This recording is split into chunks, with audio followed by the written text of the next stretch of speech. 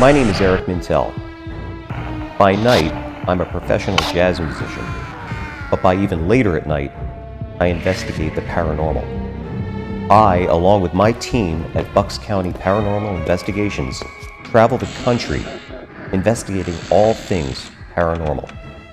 This is Bucks County Paranormal Investigations. Hey, ladies and gentlemen, welcome to Bucks County Paranormal Investigations. Today we got Bill Burns in the studio, and also in the studio, you know, sometimes we've had a lot of guests come in on Skype, but today we have in the studio with us Eric Spinner. He is from a part of the Bigfoot Field Research Organization. It's a nationwide, worldwide, I guess, organization as well.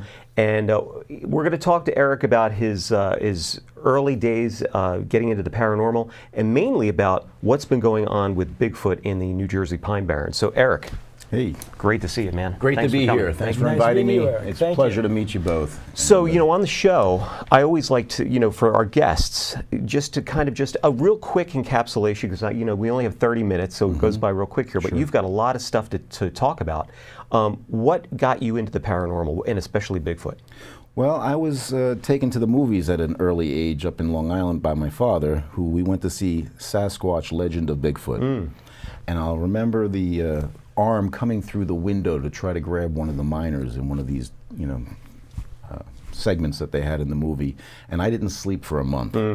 And you know, as it turns out, there's no Bigfoot on Long Island, apparently. But moving down to New Jersey to the Pine Barrens as a teenager, you know, we'd go out in the woods and never really gave it much thought. But then around 2006, I went online and I saw the BFRO's website and discovered all these sighting reports from my area, and that really got me excited. And I started, you know, talking with other researchers around the world and around the country, and just learning more and being more of an armchair researcher. But then in 2008, I attended my first actual expedition through the BFRO, and that one occurred in northwestern Pennsylvania in the Allegheny Forest. And you know, I met some really knowledgeable individuals who had a lot of background in the field, and I kind of got under their wing, and we had all the gear, you know, the thermal and night vision and all the good stuff, audio recording equipment, and that was where I had my first actual experience with an individual coming up on my tent. Wow. At like 4:45 in the morning. Individual meaning Bigfoot? Bigfoot, yeah. Wow. Could you describe that? Well, it was it was my friend Todd and I. Todd's from Ontario, and we were staying in a campsite that actually had a thermal sighting of one 2 nights earlier. We had stayed on an extra day and decided to go back to that campsite. Now this was in the Alleghenies? In the Allegheny, where the Jacobs photos came from. Rick and Tom Jacobs actually took some trail cam pictures of this juvenile Sasquatch. So we were staying in this exact spot where they had a thermal sighting 2 nights earlier, and we had done a night hike, and we were all out in the forestry roads for a couple of hours, nothing, not a peep. And then we get back, and he says, "Hey, say a prayer and hope for the best." And we get into our tents, and 10 minutes later, I feel and hear footprints approaching my tent. And it comes around to my head. I'm laying on my back, and I can see a slight silhouette. The moon had just gone down at this point. And it crouches down and takes a deep breath. And then I see a hand pushing in over my head. But there were no claws, okay? Like bears have claws, and that would have torn this thin fabric. I see the fingers pushing in over my neck. I'm holding my radio, my walkie-talkie, so I click the radio 3 times to get Todd's attention. Nothing. Just then I hear a vehicle approaching on the forestry road, and it's about to make that 90-degree bend. This thing tears off through the campsite, runs into the brush, and you can hear it, you know, on 2 legs, not like a quadrupedal animal would sound. And I click my radio again, nothing. A few seconds later, I hear what sounds like equipment starting down the road. I don't know if that was a forestry worker coming into work or not, but Todd comes on the radio. He goes, "You all right over there?" I said, "Were you walking around outside my tent?" He goes, "No, I wasn't walking around outside your tent." And so, turns out the individual came back into the campground, but I had passed out at that point from the adrenaline, I think. Wow. And Todd wasn't able to get any thermal imaging of this guy because his flap of his tent was facing the swamp. Mine was facing the game trail. Any tracks? Did you? No get tracks. It nothing? was on grass, and there was no impressions there. So I'm not sure of the height or what this individual was, but he also heard it come back into camp about 10 minutes later. Did you smell anything? Not that night, but I have smelled him on the next expedition I went to, was in British Columbia. And on that expedition, we had activity from the first night I was there. And on one occasion, I was standing at base camp, and I could smell the stink. And it smells actually like human biosolids. And I know that because I stepped in some when I was in BC. They actually use that for fertilizer, apparently. But I called another investigator over to where I was standing. I said, "Do you smell that?" He says, "Yeah." And I mean, we had sticks thrown at us. I had a rock hit me right here in the chest. Wow. We heard wood knocks that sounded like artillery fire, like literally right from the hillside above me. This knock was like, I went, "Oh my God!" So tree knocks are a way much of a either form of communication or also intimidation. I've had them also in the Pennsylvania expedition. I had some when we were out placing some trail cameras where I felt like one would, alert another to our presence by doing a series of wood knocks. One of my theories is that they might do a knock for each individual that's out there, as far as, if there's 4 of us, they do 4 knocks. Did you also do the knocks and try to get some communication? Oh, back? absolutely. I've recorded wood knocks, and one of my first occasions was before I went on my first expedition in the Pine Barrens. I did a series of knocks, and I got a response of 5 knocks, so I held up my digital recorder, and I was able to record those. So that was in 2008 that I got those responses, and I've had a series of back and forth vocalizations. And What are the vocalizations like? well, they range. They could be like whoops that are just like, oh, something along those lines, or they can be long, mournful type howls or high-pitched screams. A lot of the ones I've recorded have been more of the higher-pitched screams.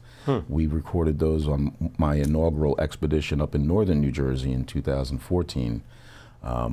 And then again in the Pine Barrens in the southern area in 2015, we recorded some that were very similar sounding. And that's the thing I try to look for, because we do this in a scientific manner. As far as correlations between what I find here and what I found in British Columbia or in Missouri or Florida, New York. Yeah, that's smart, yeah. So I look for like tree manipulations, which those are another way of communication and maybe territorial markers. Manipulation for these Sasquatch. meaning like arches, okay. X's, teepees, or breaks, nests. I came across a nest in Missouri which actually had bedding in it and a big track impression right outside of it. Wow. So that's a good indicator that it's not made by humans. If the branches aren't cut with a saw, if they're snapped, I've been on solo hikes in the Pine Barrens where I found, 2.5, 3-inch trees just twisted off at the bottom. I mean, what does that?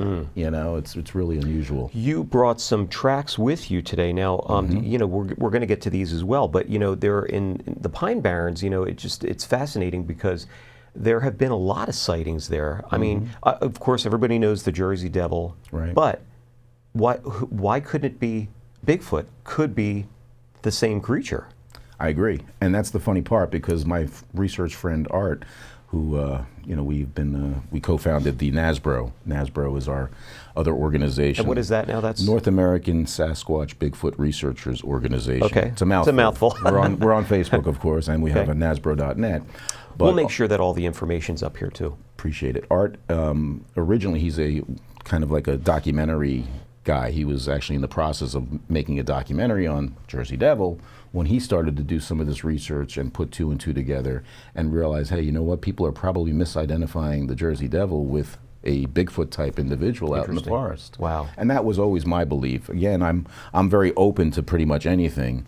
And as far as the Jersey Devil folklore, I consider that like folklore that's been passed down, that's been perpetuated by individuals having encounters out in the Pine Barrens with an 8-foot-tall creature that screams at them with red glowing eyes. Well, I recently interviewed Stan Gordon. Okay, You know Stan Gordon, and same thing out even in the middle in Greensburg area. That area in 1973, they had a huge Bigfoot sightings and a lot of creatures with red glowing eyes out there. Now, you recently took a report from a couple that saw, or the woman saw the Bigfoot jump across the In her road. rear right? view mirror. Yeah. Yeah, which Now, is that was really only- what gave it a lot of credibility, I have to say. Yeah, that was because- only a couple of years ago, right? That was- Yeah, it was last year, actually, right? Okay. 2018. You're Where right. was this? It was in the Pine Barrens, near one of our state parks. They were just out taking pictures in the forest with their dog, and they had taken some photographs, and then they were about to pull away in their vehicle, and she glanced in her rearview mirror and actually saw something running and leaping across the road. And obviously, people say, oh, it was probably a deer or whatever. But according to her, it wasn't. They had some other things, some noises and smells that they But reported. it really made an impression on her, though. It so- did, but her husband is into the topic too, so you have to have some degree of skepticism when you're dealing with somebody who's excited about it. But my friend Art and I and Heather, we went and investigated, did the follow up on that report, and of course Fox TV and everybody came out to interview us on that one.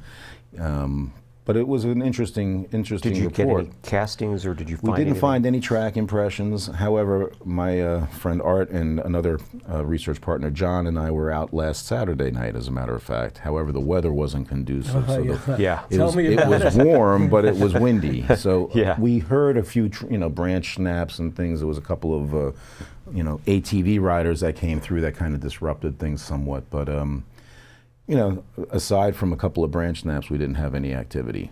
But on a previous year, we were there on one of my expeditions, and a couple of my attendees heard some really cool screams. And Have you so ever retrieved any biological material?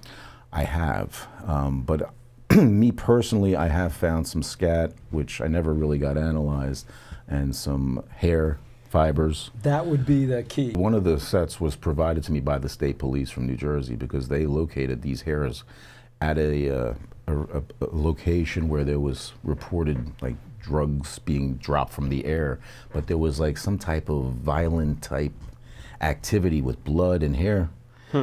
And so they gave me the hair after it was analyzed of being from an unknown That would be the question. species. Yeah. Looking at the DNA and seeing. I'm not in the camp that I think they exist. I happen to be in the camp I know they exist because of my first visual sighting in British Columbia in 2009, and then in 2010 I had an individual running in front of my vehicle on my way home from the Pine Barrens. I was with another friend of mine, and she and I had one cross right in front of us in the early morning hours, and I hit my brakes and avoided hitting it barely. But and I was in my vehicle, a car at the time, hunched over, running at full speed. This thing was 3 feet over my hood. Wow. And How fast was it moving? it had to have been doing 30 miles, 35 miles an hour. Really? It was booking. Fast. Yeah, it was coming out from a development. It was actually in civilization.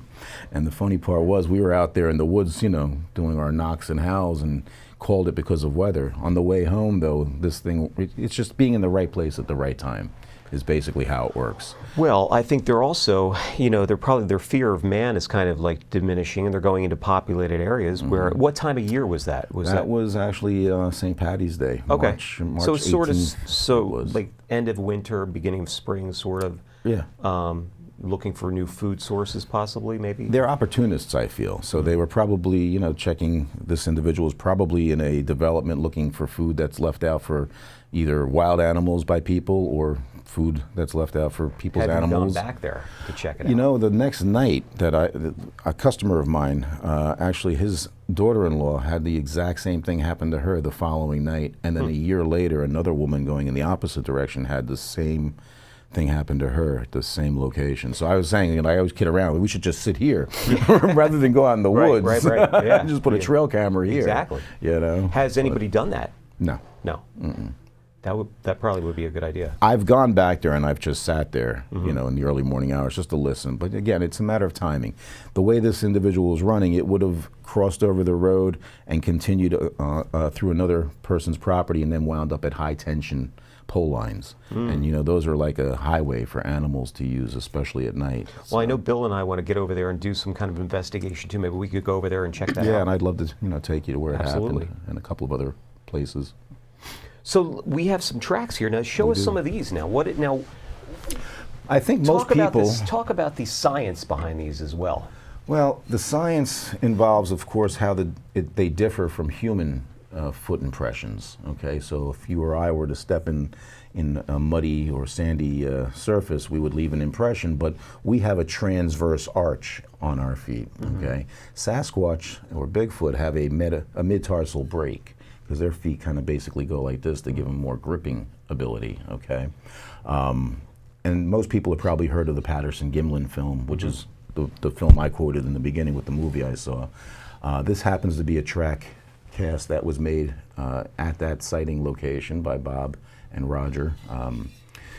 It's 14.5 inches long, and you know, that was taken after he filmed her on October 20th, 1967. And I'm glad you said her, because for years I always saw that it was a female, and they were always saying that it was a male, but it clearly had breasts. Pendulous breasts. Yeah. And you know, we affectionately call her Patty because of Roger Patterson, who's passed on, who went to his grave, you know, always saying that this was not a hoax. And he died not too long after this. I think he died not like long after, 1970 or something. Yeah. And so he, you know, he didn't really make anything from the film. Bob Gimlin still travels around, still trains horses, but you know, I've heard him, you know, hold to his story as well. But the neat thing about this impression is that it really closely matches the size and shape of the one I found in the New Jersey Pine Barrens. So knowing Patty's female, which I would consider her an adult female, this cast, if we hold them up to one another, I didn't quite get the big toe because of the way this thing left her impression. But this was on an expedition. One of my attendees had actually called me on radio and had me come down to the creek in your base camp. And again, no transverse arch. You can pretty much make out a mid-tarsal break here. Same kind of thickness, about the same length and width, heel size. Everything really closely resembles the Patty And impression. this was how close to where you were? It was down the hillside from where we were set up as base camp. And there was a bridge there, and I believe that it occurred over in the early morning hours because it had rained heavy the night before, and this was located right by the creek near base camp by one of my attendees. This one wasn't. He actually called me down because he saw a deeper impression right by the bridge encampment. And I'm assuming this thing came down right alongside to avoid detection by a passing motorist, maybe. Okay. Possibly, yeah. And we had trail cameras set up around the bridge because people do put their kayaks and canoes in at this particular location. There was no evidence of anyone being there on that side. Okay. As I went down, just to basically say, yeah, it's probably somebody stepped there, I saw the impression he indicated, which was deep because it kind of like slid when she hit the landing part, and then she stepped back.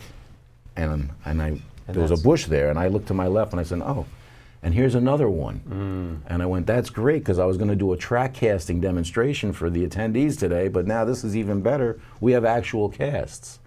And as I was doing that and looking at these, two of my attendees from Connecticut went across the bridge and downstream, and on this muddy embankment of the creek, they found 18 juvenile impressions. Wow. And so these range like I'm thinking a couple of juveniles because they were 8 and 8.5 feet in length, inches, 8.5 would be the height of the mom. Yeah. But you can distinctly make out toe impressions, again, the thickness, and this is in dank, dark mud. I mean, I wouldn't imagine that a parent would let their kids just, you know, traipse around. Right, sure. And there's a toe, okay. I had one more I thought that was really good, but it didn't make it into the box. So again, these are just giving you an indication of the thickness of the cast. And 18, so I cast 5 of the 18 that I thought So there's were a big decent. community out there. Well, I don't believe there's as large a community in New Jersey as there is in the Pacific Northwest. Because again, there we had a lot more activity. But there would have to be a breeding population. So there's estimates of anywhere from like 3,000 to 5,000 by most people who do the scientific portion or the research. You know, and I think nowadays, you know, a lot of things are, you know, people are a little bit more open to this because of all of the evidence. We were just talking, we did a video on the Monmouth UFOs, and we were talking about how the Navy pilots now are coming out with a lot of these UFO reports. Sure. So people are taking a lot of these things a little bit more seriously now. And True. One of my customers happens to be George Filer. He's a Oh, George Filer, George, I'm Yeah, he's a He's friend of ours. from MUFON. Yeah. And so he and I have discussed the connection between UFOs and Bigfoot. And as I always tell him, I don't put down anybody's opinions. I'm open to all sorts of things, you know, whether it be intradimensional. I mean, I am a flesh and blood believer. I like to put that out there, that I believe you had, before we started taping, mentioned about how did they get here. One of my thoughts is just like early humans crossed from Asia along the Bering Straits and then migrated south and east, I believe that these creatures are probably descendants of Gigantopithecus blackie, which also probably migrated across the Bering Straits around the same time as early humans did, and maybe evolved over the same course of time that we did. There are also a lot of reports, though, of Bigfoots being seen with a UFOs. UFO. So there is. I was getting to that really because amazing Go ahead. I really feel that these are highly intelligent creatures from my experiences with them. I mean, they avoid detection. They're the world, you know, the world's champion hide and seek. Right? Yeah. But my thought is that they're curious also. That's like when we're out in the forest doing our expeditions or out camping, we have these types of encounters with these creatures because they're curious and they like to see who's coming. They call us the hairless pink primates, okay? And they come out to see what we're doing, if we're maybe, you know, messing up their territory or taking their food sources or whatever. And if we're not, you know, they might play with us a little bit or intimidate us to get us to, you know, the heck out. But they're just curious. So when a UFO is flying up in the sky, I'm sure they would come out and look up into the skies as well and say, hey, what's that, you know? I had a couple of UFOs fly over my house when I was with a friend of mine looking at a meteor shower in August one year. And, you know, these two craft flew over, and it was not from this earth, I can say. It wasn't anything I'd ever seen, you know. It was hexagonal in front, round Do you in the remember back. what year? You know, it was around 95. Okay. But there were two, one in front of the other. They were silent, about 1,000 feet up, and the bottoms had this round disc, which was orange-red, and it was just pulsing. You know what I mean? There was no sound other than that, though. So I was like, I said to my friend, I said, "Are you seeing what I'm seeing?" He says, "Yeah." But that was before like cell phone cameras were like probably you know prevalent. At Internet that had point. just came around basically, and I remember I had another occasion where, since we're doing paranormal, I thought I'd throw that in Sure, because absolutely. The fans might appreciate that. I was walking my dog, my Jack Russell, to the backyard to check out the pool, and went through this rose trellis gate that I had to go through, and as we're, you know, I checked the pool. As we're coming back through, 5 triangular lights in a V formation flew overhead, and just like real quick, and I ducked, you know, because they were that low? It was that Wow. low, right Wow. over my house, and I start running towards the front because there's a park across the street. I figured I'd see where. I get to the front of the house, there's nothing. As I turn around and I come back down my driveway, it comes back again, this time over the house and then left and up into the sky in a V formation, these Wow. white triangular lights. Again, no noise except for the kind of sound. And when was this? What year? Again, around the same 96. And of course, I went online and I looked up those, but how would there have been any sighting reports? I mean, obviously, Right, it would right have been away. mine. Yeah. But, you know, so I've had a couple of experiences with what I consider to be extraterrestrial activity as well. Interesting.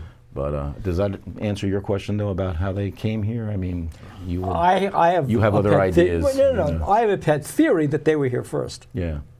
I mean, that's basically my theory. Nobody's an expert on this Right. topic, obviously. There's people who claim to be experts out there, and I say there really are no experts. We're all just out there, you know, basically amateur researchers doing this type I of would thing. love to see. I would love to see a report on the waste material Yeah, from these creatures, there have because been. you know what they're eating, right? Are Sure. they carnivorous? Are they herbivores? I think that's really going to be close in the near future because we have this new DNA technology available where you can actually take soil samples and I guess it's geological DNA. I don't know if that's the exact term, but you can actually do that now. And they've taken water samples and they can see what species have excrement in the water. Right, exactly. You know what I mean? Yeah, there's a whole But- new.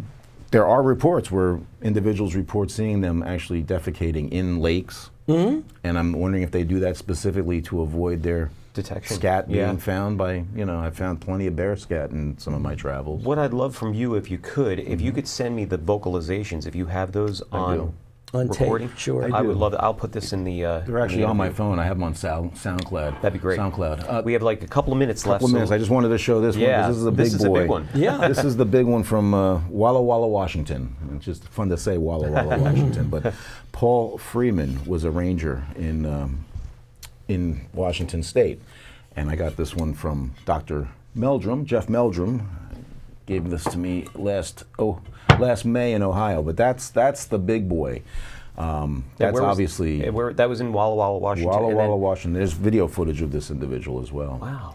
And like Patty, that's, again, it's very controversial. Like we were talking, there's always controversy associated with this type of thing. Well, I believe it's an unknown topic. Sure. But look what it could do to our forestry industry or the paper industry, just like the spotted owl. If these were, determined to be real, would people go out to the forest to hike in the woods? When Mount St. Helens erupted too, there was a big report that a lot of them were found and wiped out because of that, volcano eruption. Sure. And there was talk that the government came in with helicopters and removed them. Yeah, that was another thing. So that's, there's always a little bit of truth to the folklore. You know. I'd love to do more talks with you because absolutely. There's well, I think Bill and I are going to set up an Well, expedition with you. The fascinating thing too is the origin of these creatures. If that defies, if the reality that is determined to be a fact defies what traditional biblical history of the planet says, right.